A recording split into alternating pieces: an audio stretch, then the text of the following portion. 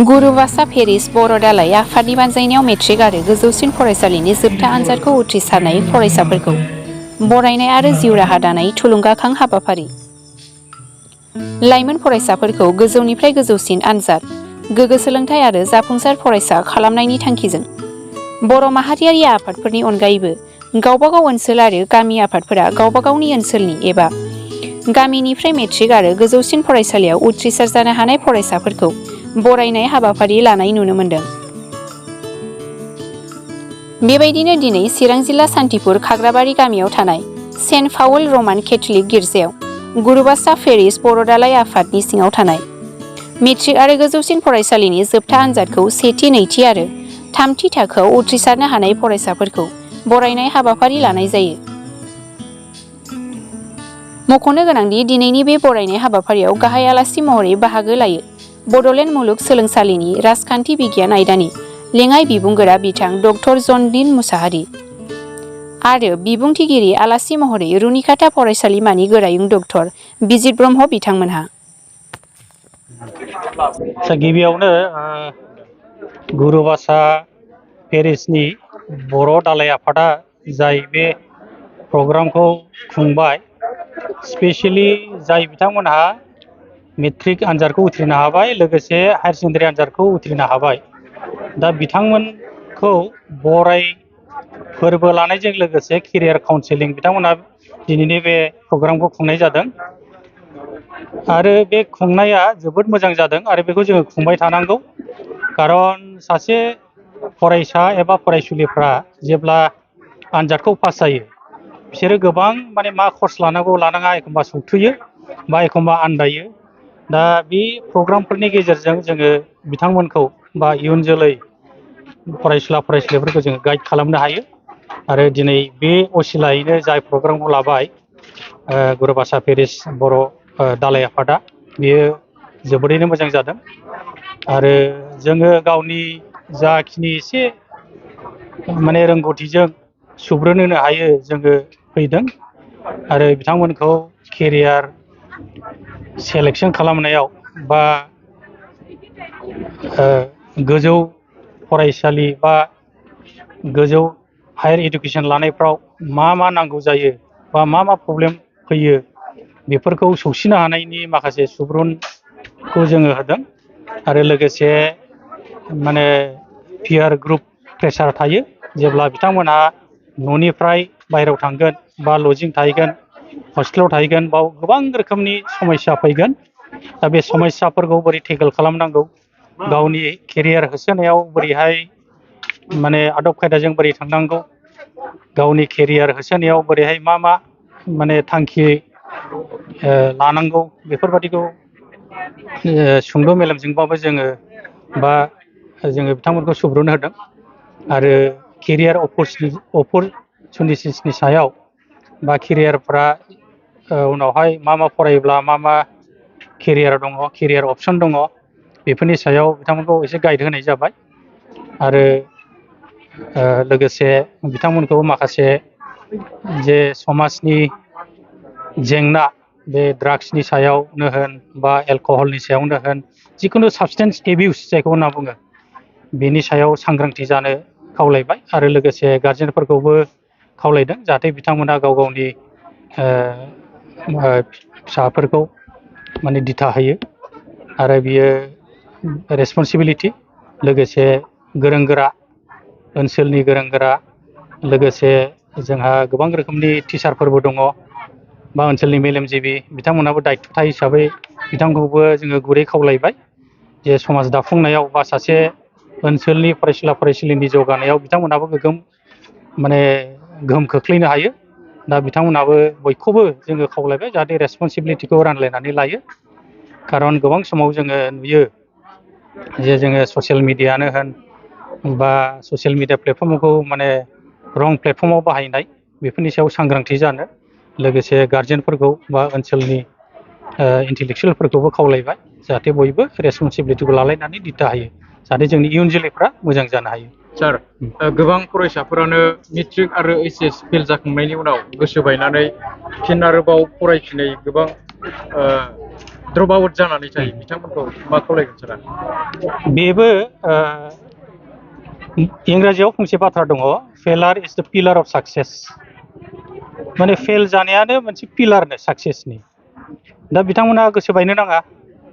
आंनि लोगो सासे दङ नारायण कुमार, दा बिथाङा इडुकेसन माने IAS पास जानानै दा higher education director of higher education गुवाहाटीयाव बियो बिथाङा सेक्रेटारि। बिथाङाबो हायार सेकेन्डारि फेल जादों। बिथाङा माने साइन्स लादोंमोन, दा बिथाङा बे हायार सेकेन्डारिखौ फेल जानानै दा बिथाङा दिनै IAS पास खालामनानै माने फार्स्ट एमां द टिवा कमिउनिटिस, जायखौ जों लालुंबो होनो। दा बिथाङा हायार सेकेन्डारि फेल जानानै दिनैहाय बिथाङा IAS पास जादों। बिथाङा आगोल DCबो मावबोबाय शिबसागराव, आरो गोबां जायगायाव बिथाङा SDOबो मावबोदों। दा ट्रेन्सफार जानानै बिथाङा दा इडुकेसन माने डाइरेक्टर अफ हायार इडुकेसनाव सेक्रेटारि। दा बेफोरबायदि उदाहरणखौ जों होनो हायो। माने खेबसे फेल जानाया बे जेबो नङा। मोनसे फेल जानाया मा, बेखौ गाइड खालामगोन जे बिथांमोना नाजानांगौ, मानो फेल जादों बेखौ इन्ट्रस्पेक्ट खालामनांगौ, नायबिजिरनांगौ। बेखौ नायबिजिरनो हायोब्ला साक्सेस जागोन। खारन खेबसेयावनो मानसिनि जिबना सेस जाया। मेट्रिकल'सो फेल जादों, हायार सेकेन्डारिल'सो फेल जादों। दा नेक्स्टआव जुदि बियो नाजायोब्ला, आरो बेखौ जोङो जोंनि इन्टेलेक्सुयेलफ्रानो बा जोंनि मेलेमजिबिफ्रानो बेखौ रेसपन्सिबिलिटिखौ लानांगोन। बिथांमोनखौ काउन्सिलिं होनांगोन, बिथांमोनखौ गाइड खालामनांगोन जे माबोरै फरायोब्ला बा मा आदबजों पास जानो हायो। आरो आंनि मेसेजआ बेनो जागोन, बिथांमोनहा फरायफिननांगौ, ड्रप आउट जानानै थानो नाङा। बहुद जेनाखि उदाहरन दङ, जायहा BA फेल जानाय, दिनैहाय लेक्सारार मावनाय, सोरबाया मेट्रिक, आरो सासे दंबावो बेबो टिवा कमिउनिटिनो। बिथाङा मेट्रिकखौ फेल जादों, नाथाय बिथाङा दिनै सासे डाक्टार, MBBS पास जाबाय बिथाङा, खिन्थु बिथाङा मेट्रिकखौ फेल जादों। बेबो आंनिनो लोगो। दा बेबायदि गोबां उदाहरन दं। ओंखायनो खेबसेयावनो बिथांमोना गोसोखौ बायनो नाङा, फरायफिननांगौ, फरिखा होफिननांगौ, आरो गोबां माने लामा दंबावो थाबायलांनो। सारा नुजाफैनानै मा मेसेज? आं नैबे दिनैनि बे बराय हाबाफारिखौ बाहागो लानानै जोबोद गोजोननाय मोन्दों। मानो होनबा दिनै बेयाव थांनाय बोसोरनिफ्राय लानानै देग्लाय बांसिन पास जानायखौ नुदों, आरो गोबां गारजेनफ्राबो माने कनसियास जानायखौ नुदों। दिनै सोलोंथाइया मोनसे बहुद जोंनि समाज जौगानायनि मोनसे वेपनबाबो गाज्रि जानाय नङा। मानो होनोबा दिनै सोलोंथाइया इम्परटेन्स जोंनि गार्जेनफ्रा जुदि होआब्ला जोंनि गथ' गथाया फिउचाराव दैदेनगिरि जाहैनो हानाय नङा, आरो जोंनि समाजा जौगानाय नङा, आरो रांखान्थि बिथिङाव जाहाथे जौगानाय नङा। बिनि थाखायनो जों बेखौनो दिनै जोंनि बे लाइमोनफोरखौ जोङो बे साजेसन होदों, आरो बेसेबां हायो जोंनि रोंगौथिनिफ्राय जोङो बिथांमोनखौ गाइड खालामनो नाजादों, जाहाथे बिथांमोना गावनि जे आथिङाव गसंथानो थाखाय इयुनाव जेरैबायदि खामानि मावलांनांगौ, बेनि खेथ्रआव जाहाथे बिथांमोना गावनि दानि बे जे टारगेट आरो जे लामा, बे लामाखौ दानिफ्रायनो बिसोरो एवस्रांनानै लानांगौनि गोनांथि दं। दा बेफोरनि सायाव जोङो बिथांमोनखौ जों गाइडेन्स होदों, आरो फैबाय थानाय समाव जों आसा खालामो जाहाथे बिथांमोना जाहाथे मोजां गावनि लामायाव आवगायलांगोन, आरो बिथांमोना जोंनि समाज जौगानाय आरो जोंनि ओनसोलनि गासैबो जेंनाफोरखौ सुस्रांलांगोन, आरो जोंनि समाजनिनो सासे साफा सुबुं सम्पद जानानै जोंनि समाजखौ गोजौ फारसे दैथायहरगोन।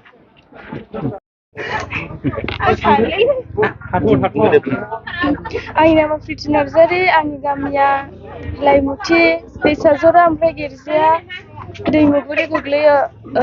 आं फरायदोंमोन जाहैबाय क्लास हाइ स्कुलखौ आं मेट्रिक पास जानानै थांनाया फाथाबारि हाइ स्कुलनिफ्राय आं मेट्रिकखौ पास जानानै थांदों। ओमफ्राय बेनिफ्राय हायार सेकेन्डारिखौ आं बेंटल AC स्कुलाव एडमिसन लादों। ओमफ्राय आं दा पिइउखौ पास जानानै आं दा बेंटल जुनियर कलेजाव आं बड' मेजर लानानै एडमिसन खालामदों।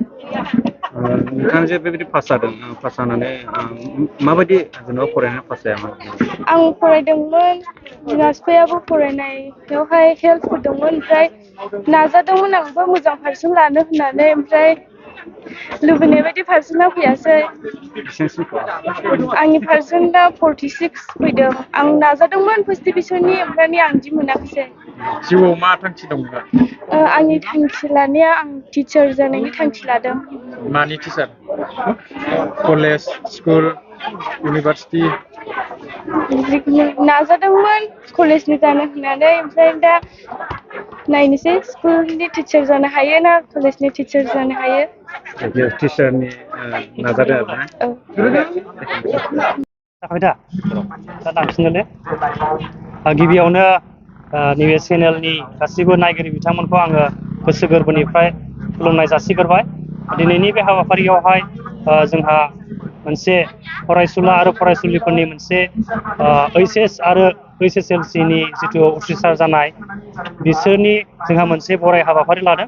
बेयावहाय जोंहा मेट्रिकुलेसन बा HSLC आवहाय जोङो जिथु फार्स्ट सेकेन्ड थार्ड जोङो मोनथामखौबो लादों। बेयावहाय जिखुनु डिभिसनाव मोना माथों जों बिथांमोनखौ जोङो लिंहरनानै बिथांमोनखौ जोङो बरायदों। आरो बेबायदिनो OHS आवबो फार्स्ट आरो सेकेन्ड आरो थार्डखौ बिथांमोनखौ जोङो लिंहरदों। बे जोंनि हाबाफारि लानायनि मेन उद्देश्यआनो जाहैबाय जाहाथे जोंनि बे जाखांफुनाय फरायसुला आरो फरायसुलिफ्रा गोसोआव बांसिन जौगानायखौ बिथांमोना मोननो हानाय बायदि बा बिथांमोना मोनसे एनकारेजमेन्ट जाहाथे मोनो बेखौ जोङो नोजोर बोनानै बे हाबाफारिखौ लानाय जादों। थांनाय बोसोरावबो जोङो लादों आरो बेबायदिनो देग्लायनि बे बोसोरावबो जोङो लादों। बेबायदिनो फैबाय थानाय समफोरावबो जोङो लाबाय थागोन।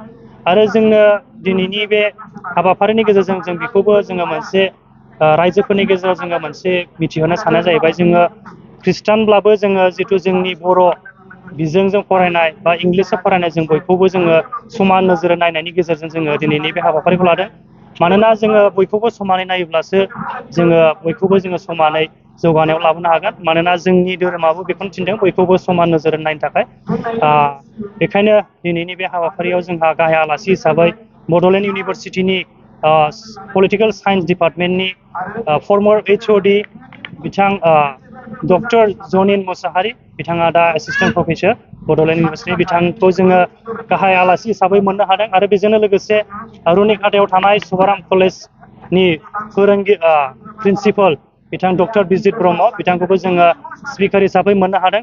दा बिथांमोनखौ मोननायनि गेजेरजों जोङो बिथांमोननिफ्राय जिथु दिनैनि बे फरायसुला फरायसुलिफोर उथ्रिसारनो हादों बिथांमोनखौहाय बांसिनै गोसोआव जौगानाय बा गोसोआव एनकारेजमेन्ट होनो थाखाय बिथांमोननि मुल्य गोनां समखौ बिथांमोना बे समावहाय होफैदों जोंनि थाखाय। बेखायनो बिथांमोनखौ जोङो बे समावहाय हामबाय होदों। आरो बेजोंनो लोगोसे दिनैनि बे हाबाफारियावहाय मदद होनाय गोबां सोद्रोमाफोर दं बिथांमोनखौबो बे आंनि बे फंनैसो बिबुंथिनि गेजेरजों बिथांमोनखौबो आङो हामबायबावदों। आरो बेजोंनो लोगोसे नोंथांमोननि मिडिया पार्सनफोर नोंथांमोना जोंनि दिनैनि बे हाबाफारियाव नुजाफैनानै जोंनि बे जिथु प्रग्राम बेखौहाय नोंथांमोननि चेनेलनि गेजेरजों नोंथांमोना रायजोफोरनियाव देखायगोन बेखौनो जोङो नोंथांमोननिसिम हामबाय बावबाय। बेयावनो खैजन फरायसुला फरायसुलिफोरखौ बरायदों? बे समावहाय दिनैनि बे समावहाय जोङो फरायसुला आरो फरायसुलि आरो मेट्रिक आरो HSLC खौ लानानै गासै 20था मोनदों। माने 23 जन मोनदों।